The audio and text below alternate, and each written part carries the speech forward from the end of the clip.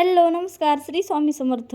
तर थंडी एवढी वाजत आहे की बघायचं कामच नाही. तर त्यामुळेच मी माझा रुमाल काही सापडत नव्हता, त्यामुळे मी ही कॅप घातली होती आणि वर आले चूल पेटवण्यासाठी. आणि गच्चीवर आल्याच्या नंतर असं होत नाही की मी ब्लॉग शूट करत नाही, तर थोडं का होईना मी शूट करतच असते, कारण की गच्चीवरती खूप छान व्हिडिओ येतात, म्हणजे एकदम क्लिअर दिसतात. त्यानंतर मग खाली आले. गच्चीवर काय तेवढी थंडी वाजत नव्हती, पण घरात आलं की एवढी जास्त थंडी वाजत होती. त्यामुळेच मग अगोदर म्हणलं की चहा प्यावा आणि त्यानंतर मग दुसऱ्या कामाला लागावं. तर पाणी तापत होतं तोपर्यंत लगेच स्वयंपाक करून घ्यावा म्हणलं. त्यामुळेच मग स्वयंपाकाला लागले. आणि बघा तेवढ्यात लगेच आमच्या रिया मॅडमसुद्धा उठल्या होत्या आणि हाय कर म्हणलं की तिचं असं सुरू राहतं.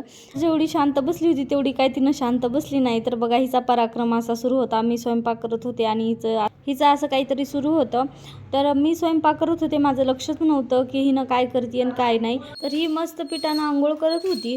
तर त्यानंतर मग दादू आणि आकाशसुद्धा आल्या आणि दादू बघा किती छान खेळत होता. तर ही काय नाही, तर रियाला उचलायले होते पण रिया काय ऐकत नव्हती, म्हणजे रडत होती. तर त्यामुळेच म्हणलं नादी लागली तर खेळू दे म्हणलं, कारण की ना तिला जर उचललं तर ती एवढी रडते आणि ऐकत नाही. त्यानंतर मग ह्या दोघांना खाऊ पिऊ घातलं आणि आंघोळ घातली. तर बघा दादूला झोप येली होती म्हणून त्याचे असे नखरे सुरू होते.